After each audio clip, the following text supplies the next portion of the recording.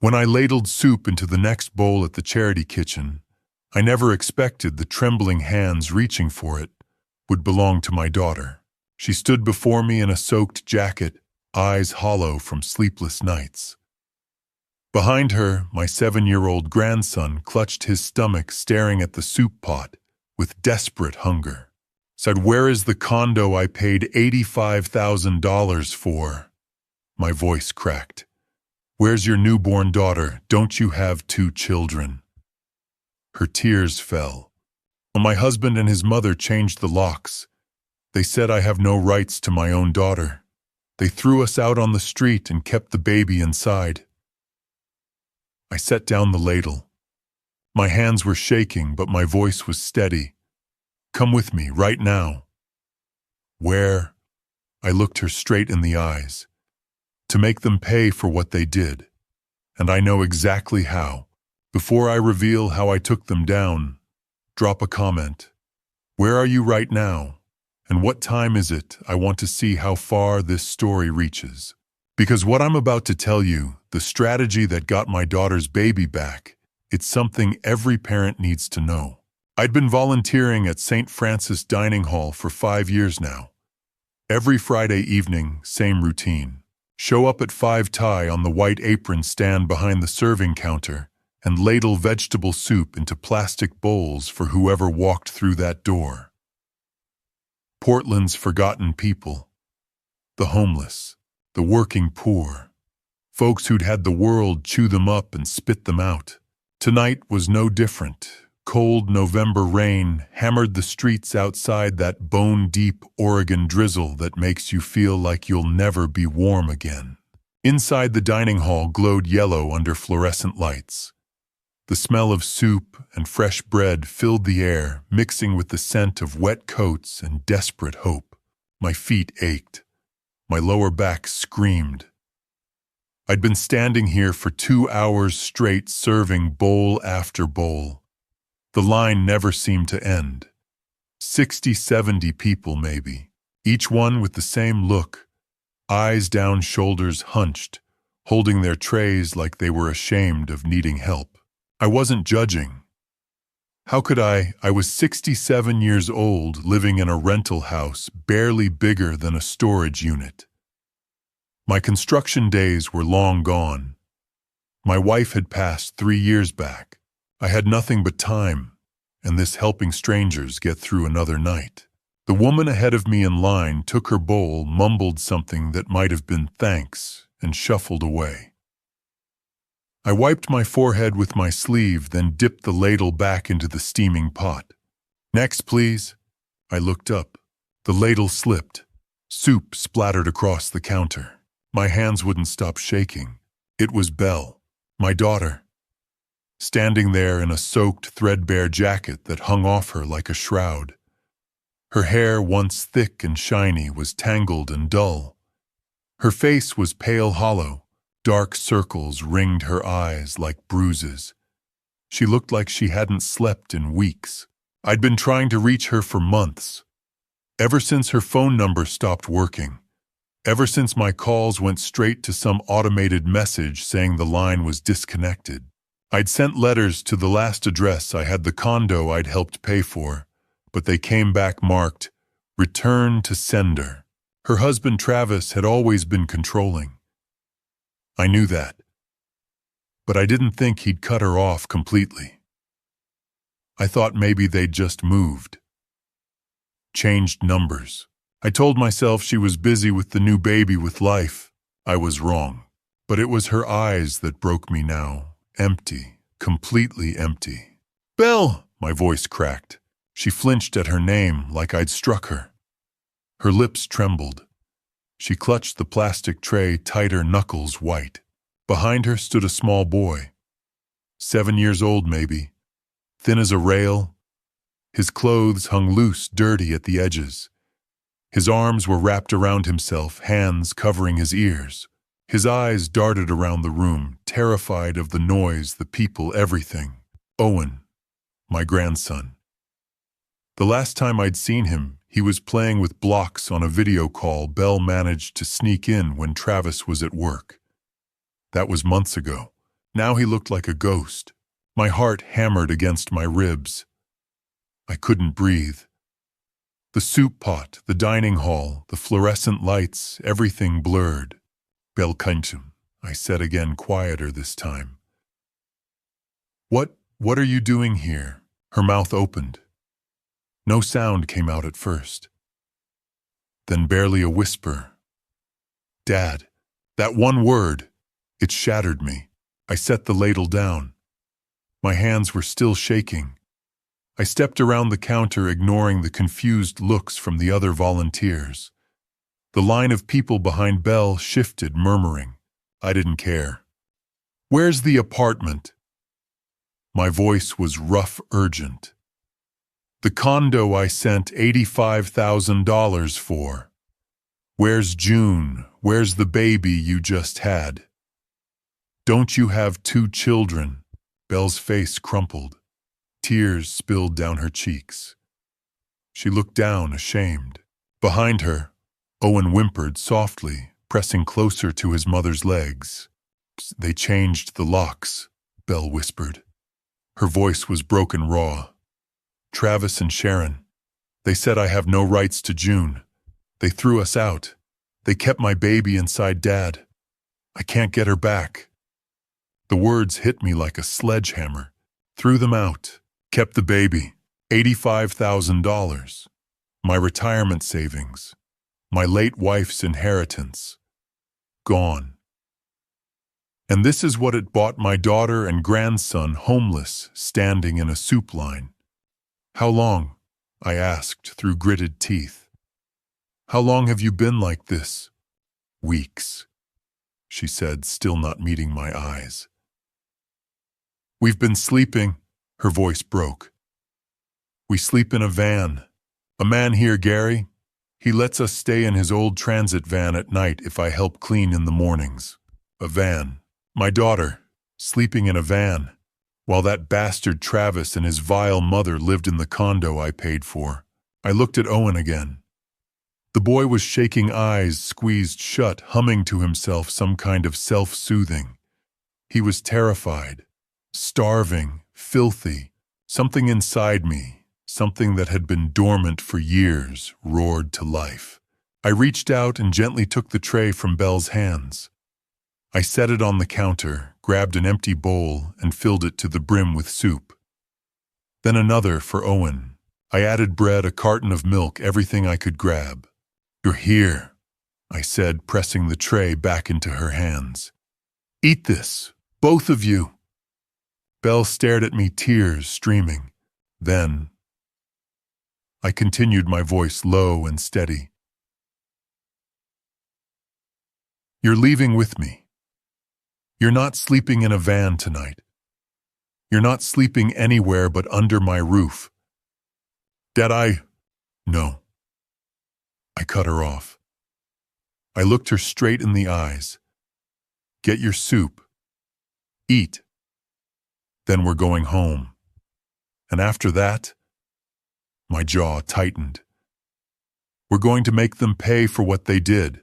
Belle's breath hitched. Owen peeked up at me with wide, uncertain eyes. I didn't wait for an answer. I untied my apron, tossed it on the counter, and told the volunteer next to me I was done for the night. She gave me a look, but didn't argue. 10 minutes later, the 3 of us stood outside St. Francis under the awning. The rain poured down in sheets, drumming on the pavement like 1,000 angry fists. Belle held Owen close, the boy clutching his mother's jacket with both hands. I raised my arm and flagged down a passing taxi. The yellow cab pulled up, headlights cutting through the rain. I opened the door. Get in. Belle hesitated. Dad, where? Home, I said firmly. I held Belle's cold hand. It was like holding ice. We're going home, and then we're going to make them pay.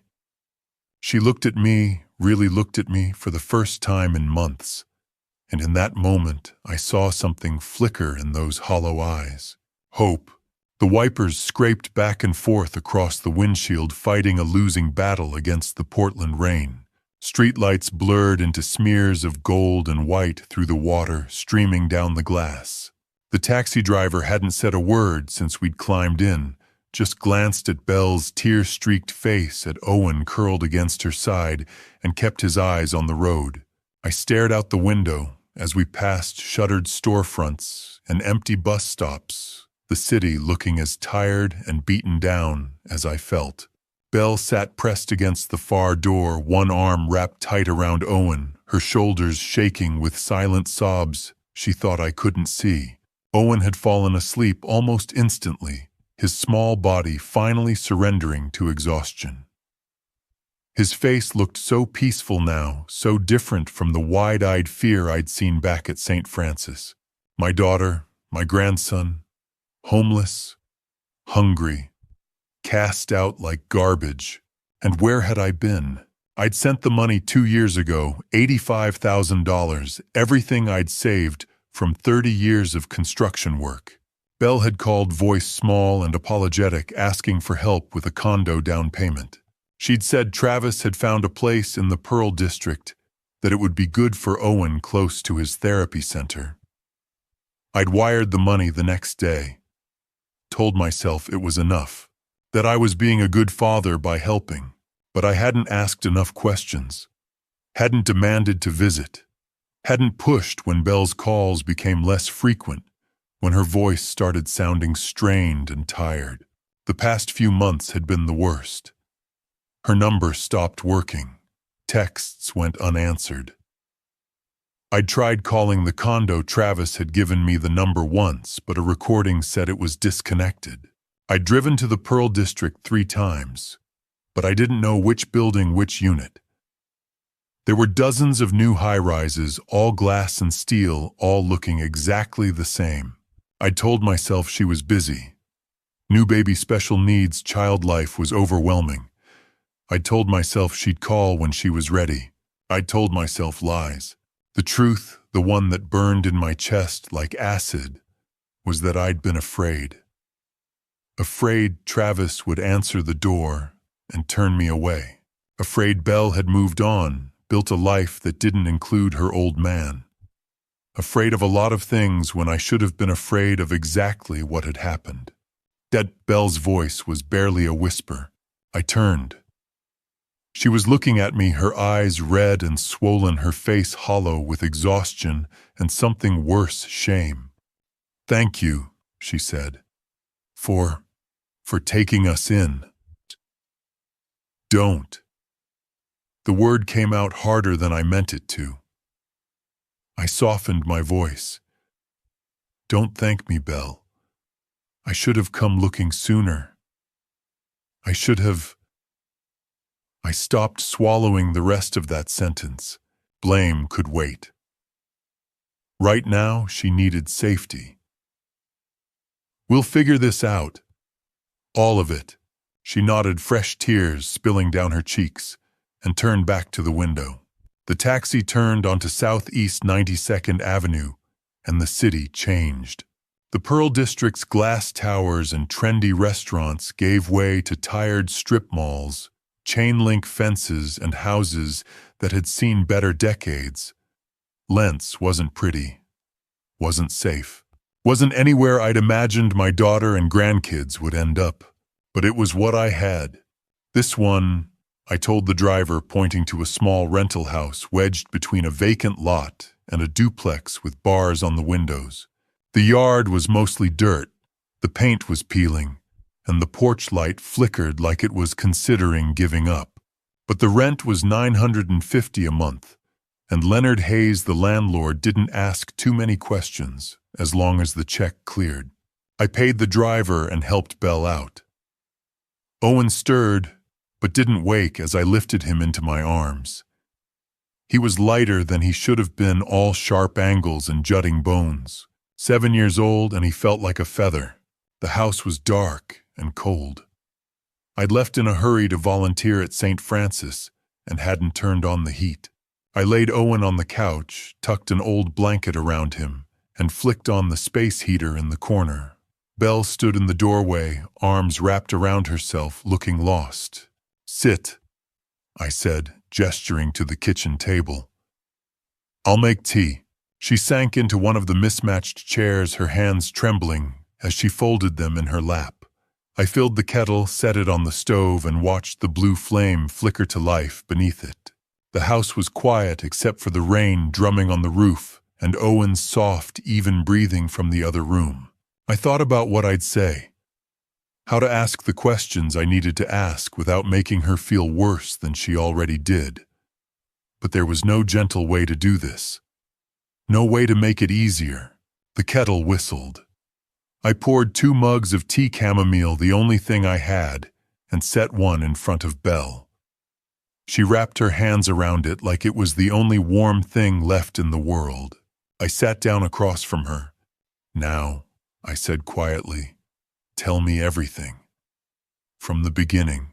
She looked up at me, eyes brimming with tears, and something else, relief maybe, or hope. The kind of hope that came from finally not being alone anymore. And she started to talk. Belle's hands trembled around the mug.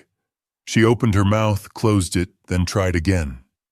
I'm sorry, she whispered, for disappearing, for not calling back.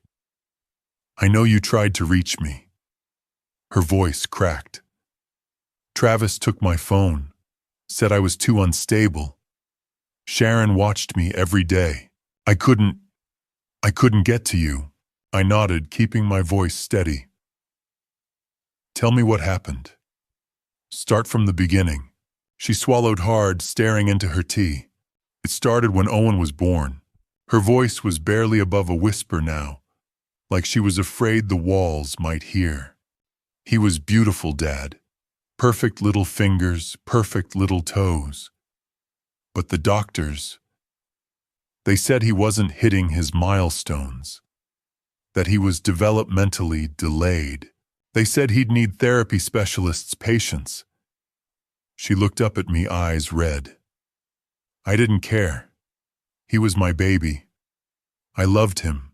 I reached across the table and squeezed her hand. But Travis... Belle's voice hardened. Travis was different. The first time the pediatrician used the word delay, I saw something shift in his face, like he'd been cheated. Like Owen was a bad purchase he couldn't return. My jaw tightened. And Sharon. Belle's hands clenched around the mug. She came to the hospital the day after Owen was born, looked at him in the bassinet and said, well, let's hope he grows out of it. Not congratulations. Not he's beautiful. Just, let's hope he grows out of it. Outside, the rain pounded harder against the windows. As Owen grew, it got worse. He didn't talk when other kids his age were talking. He'd get overwhelmed by loud noises, bright lights. He'd have meltdowns, full-body meltdowns, and I'd hold him and try to calm him down. But Sharon... Belle's voice broke. She'd stand there with her arms crossed and say, a child like this will ruin your life, Travis. I felt my fists clench under the table. She said it right in front of him, Dad. Owen was right there. He couldn't always express himself, but he understood. He knew they didn't want him, that they thought he was broken. Jesus, I muttered. Travis started coming home late, Belle continued. Said he was working overtime, but he'd smell like perfume. Women's perfume. When I asked, he'd tell me I was imagining things, that I was paranoid, that raising a special needs child was making me crazy. She wiped her eyes with the back of her hand. Sharon started visiting more, every day, sometimes twice a day. She'd walk through our apartment like she owned it, checking everything. How I dressed Owen, what I fed him, how clean the house was.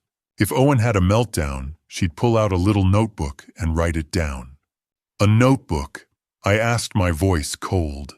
Evidence, Belle said bitterly. She kept a list of every time Owen had a tantrum, every time I looked tired, every time I burned dinner or forgot to do laundry. She told me once, she actually told me that she was documenting everything in case they ever needed proof I wasn't capable. My blood ran cold. And Travis, he let her. He encouraged her. When Owen would have a meltdown, Travis would grab him by the arm and drag him to his room. He'd lock the door from the outside and leave him in there alone until Owen exhausted himself crying. I stood up so fast my chair scraped against the floor. How he locked him in. My voice came out low and dangerous. Belle nodded, tears streaming down her face. He said we couldn't let the neighbors hear, that people would think we couldn't control our own child, that it was embarrassing. I turned away, fists shaking, staring at the rain-streaked window. I wanted to break something, wanted to drive to that Pearl District condo right now and drag Travis Bennett out by his throat. I tried to protect him, Belle said, her voice desperate. I'd sneak into Owen's room after Travis went to bed. I'd hold him and tell him he was perfect, that there was nothing wrong with him. But it wasn't enough. It was never enough. She took a shuddering breath. Travis started talking about putting Owen in a special facility. Said it would be better for everyone, that Owen would get professional help, and we could focus on having a normal family. Her voice turned sharp with pain. Sharon agreed. She kept bringing up brochures for residential programs, places that would take Owen away full-time. I turned back to face her. You said no. Of course I said no. Belle's voice cracked. He's my son. But every time I refused, Travis would get angrier. Sharon would show up more often. The criticism got worse. The isolation got worse. They made me feel like I was the problem. Like if I just tried harder, did better, Owen would be normal and everything would be fine. The kitchen felt too small, too dark. I took Owen to therapy 3 times a week, Belle continued. Speech therapy, occupational therapy, behavioral therapy. I read every book I could find. I joined online support groups. I did everything right, but it didn't matter. Because to them, Owen wasn't a child who needed help. He was a mistake, a stain on their reputation. She looked up at me, her face destroyed. They were ashamed of him, Dad. Ashamed of their own grandson. Sharon wouldn't let me bring Owen to family gatherings, said he'd disrupt things. Travis stopped introducing me as his wife when we went out. He'd just say I was Owen's caretaker, like I was hired help. I sat back down, taking both her hands in mine. You did nothing wrong, I said, my voice rough. Nothing. You hear me? She nodded, but the tears kept coming. I kept thinking it would get better, she whispered. That if I just held on long enough, if I just loved Owen hard enough, Travis would come around.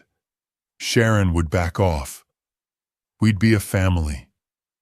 She pulled her hands back, wrapping them around herself. I was so stupid. You weren't stupid, I said. You were trying to protect your son.